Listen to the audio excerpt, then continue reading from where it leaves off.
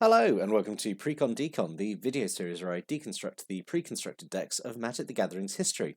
In this video we're going to look at the 5th deck from Lorwyn, the Lorwyn set from the Lorwyn block, always confusing when sets and blocks have the same name, but it is Merrow Riverways, which is blue and white and focused all on merfolk. So let's take a look at the deck list.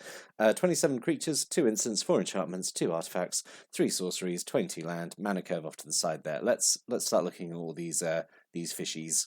So, one of the rares of the deck is Sig River Guide. So 1 white, 1 blue for a 2/2 with Island Walk, which a lot of these merfolk have, which makes sense. And 1 cost, 1 white gives a merfolk you control protection from the colour of your choice until end of turn.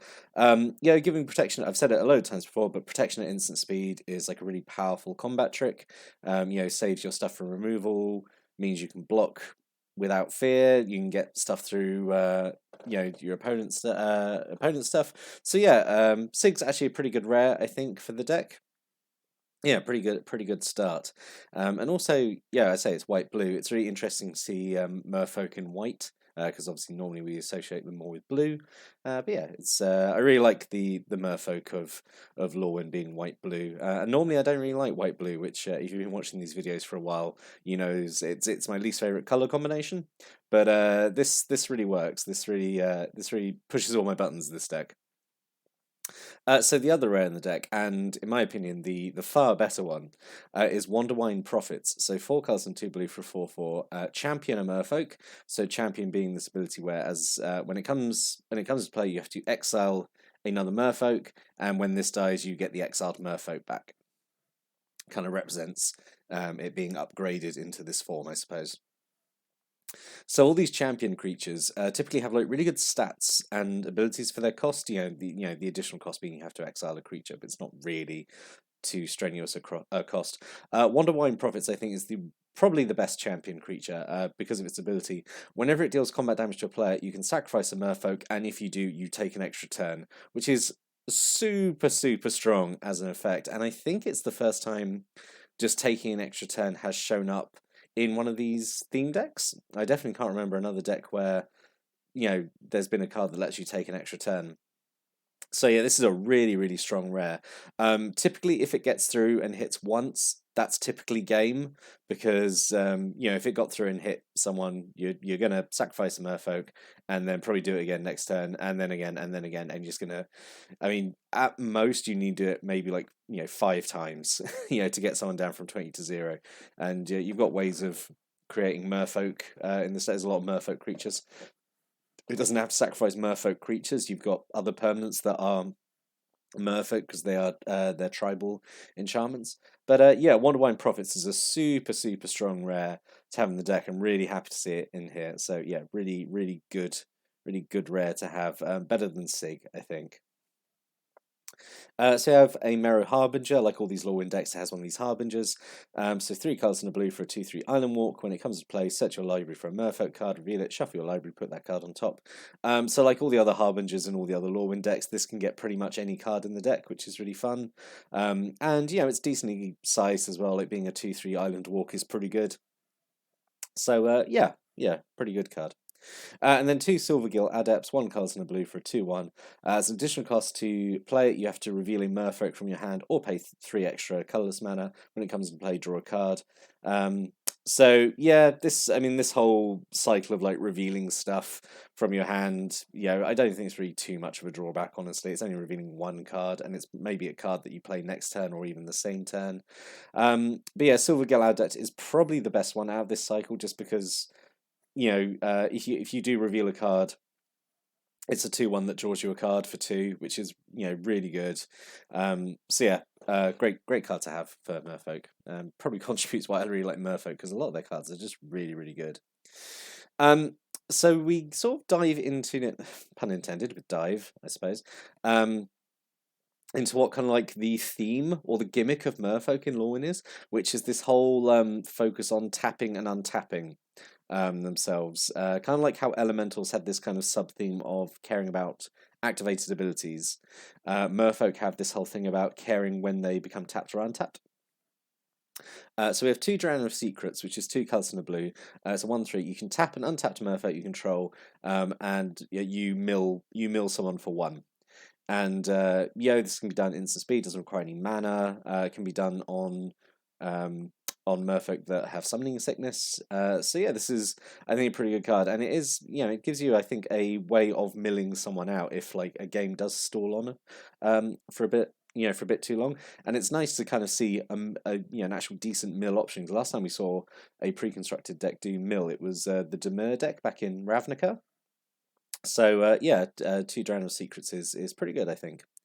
And then Fallow Sage, so 3 cards and a blue for a 2/2. Whenever it becomes tapped, you can draw a card. So this is, if it gets tapped to Drown of Secrets, say, or just when it attacks, you get to draw a card. So yeah, really, really good effect, I think. Being a 2/2 as well, it has, has okay stats. But yeah, I think, and having that ability is really good. And if you can obviously find multiple ways of untapping and tapping it in a turn, you can get a lot of card draw out of it. And on the subject of getting multiple taps or untaps, so we have 2 Merrow Riverways. So really, really good lord here. So 2 cards in a blue for a 2/2. Gives all your merfolk +1/+1. Whenever you play a merfolk spell, you can tap or untap a permanent. So, this works really well, I think, in the deck. It's super good. I mean, it's a tribal effect. Let's ignoring the tap on tap ability. I think it would be fine without that anyway. It being 3 mana for a 2/2 that has a Lord effect, that would be fine. But like this extra the Merfolk spell trigger is really, really good. Especially say you've got so many things that care about tapping or untapping your merfolk. So yeah, really, really good lord, and having 2 of them is really good as well. And sort of going back to the Boggart one, this is kind of like a reason why I think the Mad Auntie card is like, it didn't feel right being rare, because like you had Merrow Regenerate uncommon, and it's like a really strong uncommon. I would argue this deserves to be rare more than like Mad Auntie did, but I'm really glad it isn't, because it being uncommon means you'd buy the deck, get 2 of them, rather than it being one of the rares. But yeah, really, really good.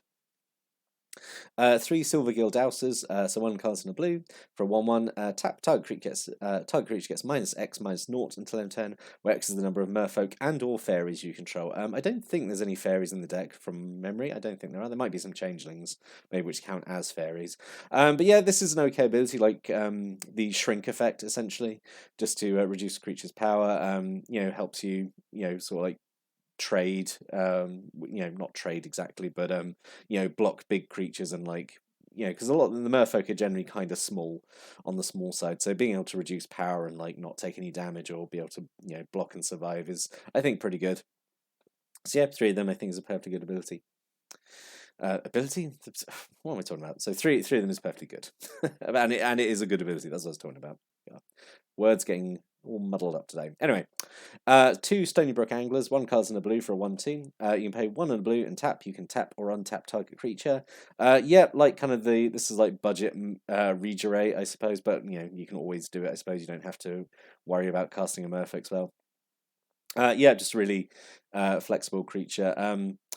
I personally, I prefer Puppeteer for my tapping and untapping, because that Puppeteer only requires 1 blue to use its ability, but you pay a higher price up front because it's a 3 mana creature. But this obviously being a merfolk gets all the merfolk synergies. So yeah, I think Stony Brook Angler is a perfectly fine card. 3 Streambed Aquatex, so 1 card and 2 blue for a 2/3. Tap target merfolk gets +1/+1 and gains island walk until end turn, or tap target land becomes an island until end turn. So if you have 2 of these, obviously you can turn a land into an island, and then use the other one to give one of your merfolk +1/+1 and make it unblockable. So yeah, really, I think this is, again, like, really good card. Have 3 of these. I think there's perfectly fine subs, and like, sort of decently sized as well. Like being 2/3 for 3 is okay. Yeah, these abilities don't require any mana; it's just a tap. So yeah, I think that's perfectly fine. Perfectly fine.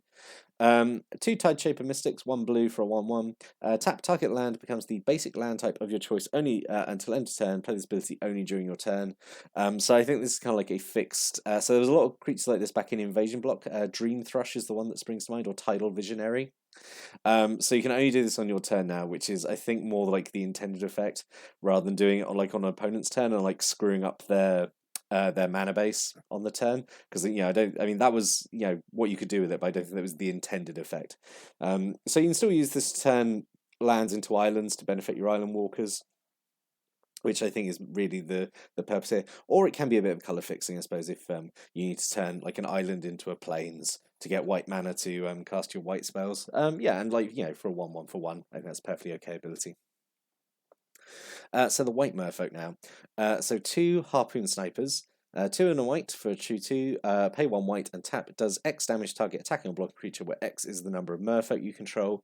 Yeah, this obviously scales really, really nicely. You know, at the point where this is doing sort of like 3 or more damage, like that's genuinely threatening, you know, and quite scary and hard to deal with. And you know, getting this to be 3 or more is not difficult, you know, because you say you've got so many merfolk permanents in the deck. So yeah, I think it's pretty good. I think this is a good upgrade over or you know, evolution of things like crossbow infantry, this kind of like range strike ability. Yeah, I think it's good. 3 Judge of Currents. So this is like one of the culprits for for Merfolk being tapped and untapping all the time. So 1 cast and a white for a 1/1. Whenever a Merfolk you control becomes tapped, gain 1 life. Yeah, looks so innocent, but it does, you know, if it's not dealt with, it does get kind of silly. It does run away with things. So you've got like, so you know, all your Merfolk have like all these tap abilities, and if you're getting one, potentially more than 1 life, if you've got more than 1 Judge of Currents out, yeah, it can get out of hand very quickly. So yeah, I think Judge of Currents is a pretty good common. And then we have 2 Avian Changelings. It's just 2 mana, just 3 mana for a 2/2 with flying, and it's a changeling, so it cancels every creature type. So you have a flying Merfolk. Congratulations. And then non-creature spells. So we have a single Broken Ambitions. So this kind of goes in with the minor mill theme that was with the Drowner of Secrets. So X and a blue.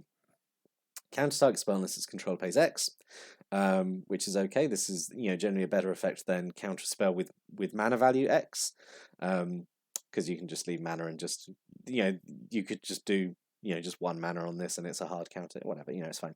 So you counter spell and then clash with an opponent. And if you win the clash, the spell's controller mills 4. So yeah, I think that's pretty good. I actually would have liked to see another one of these maybe in the deck.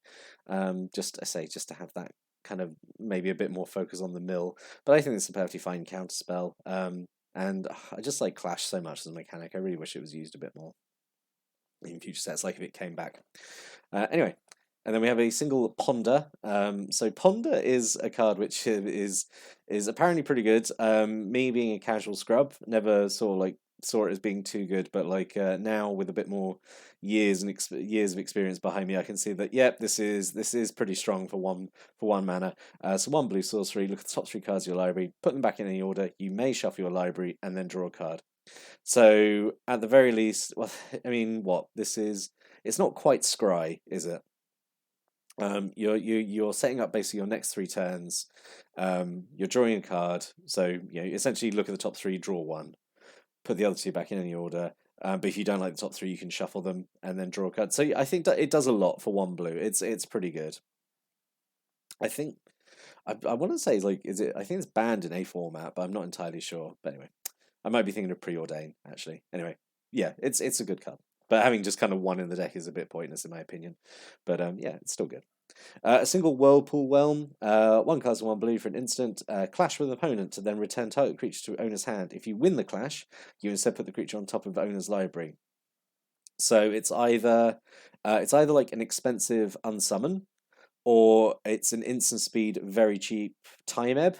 Obviously, you know, you want the effect of putting it back on top of owner's library because then that essentially sort of time walks them, because then they lose their next draw. They're just kind of drawing what they already had. But I think even if you don't get the clash, it's kind of okay. You know, just bouncing a creature with no other restrictions is all right. So yeah, again, kind of wish there'd been more than 1. Just having 1 of them doesn't really do much in my opinion. Um, a card that I think there definitely should have been more than 1 copy of, Merrow Commerce. So 1 colours and a blue. It's a Merfolk enchantment. At the end of your turn, untap all your Merfolk. So like really, really strong. So this lets you basically, if you have Drown of Secrets and you have this out, you can kind of like double dip. You can like tap everything out, get all your effects that care about Merfolk being tapped or whatever. End of turn, they all untap, ready to block, or you can just do it like straight away again if you want to. So yeah, Merrow Commerce is super, super good. I don't think it's ever been reprinted as well, so I think it actually goes for quite a lot of money if you did want to like remake this deck. But yeah, really, really strong card, and say only being like 2 mana to drop it as well is really, really good. Yeah, very strong card. 3 Oblivion Rings, classic Oblivion Ring. 2 and a white enchantment. You exile a non-land permanent, and then when Oblivion Ring leaves play, you get the exiled thing back. So yeah, really, really good, flexible white removal spell. First place has been printed, but we'll see it reprinted about 1 billion times going forward.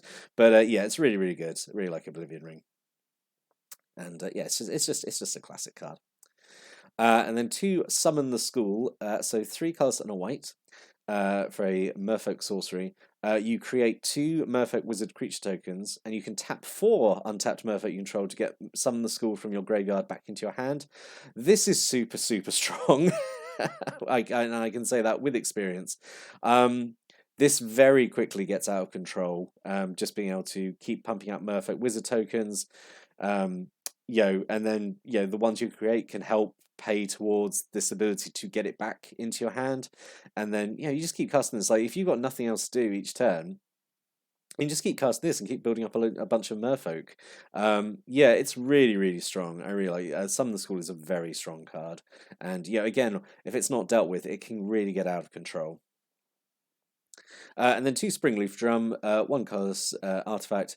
Tap an untap creature you control, add 1 mana of any color to your mana pool. So it does help fixing, but it also has like this benefit of just like your Merfolk like being tapped. So like there might be times when like you want to do this ability, not really care about the mana you're getting, but you just want to tap your Merfolk like Fallow Sage. So yeah, another good inclusion in the deck, I think. So yeah, what could have been? So overall, I do think actually like the selection of cards in here is really, really good. I don't really think there's any duff cards. The only thing I would say is like I kind of wish there'd been more than one copy of some cards. But overall, I think the card selection in this deck is really, really good. Some options maybe. Aquatex Will. This turns a land into an island in addition to other types like permanently, and if you've got a Merfolk, you draw a card. So this is a way to sort of benefit your island walkers. And it's a cheap spell, and it's a Merfolk spell, so it triggers all your stuff, and you get a card out of it as well. Benthacor is a big 7 mana 5/5 elemental. When it comes to play, you make 2 Merfolk tokens, and you can tap 2 Merfolk, so it's another tap outlet to untap Benthacor and give it Shroud Lantern, which is kind of a fun effect. Surge Spanner. I don't know what this could have gone in. I feel like Sig needs to be in here because pretty much all the Lorwyn decks have like a multicolored legendary creature or like a legendary creature in them. So I feel like this would have to replace the Wonderwine Prophets, but also I think all the decks have a champion creature in them as well as like one of the rares, maybe. I don't know. No, they don't. The elemental one. Anyway, I'm going really off topic. But this could have been, I suppose, instead of Wonderwine Prophets.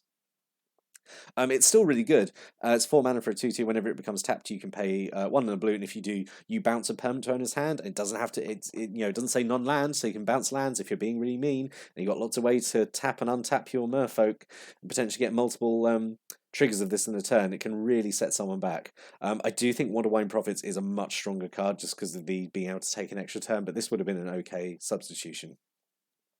And then Veteran of the Depths, I thought this would be okay as well.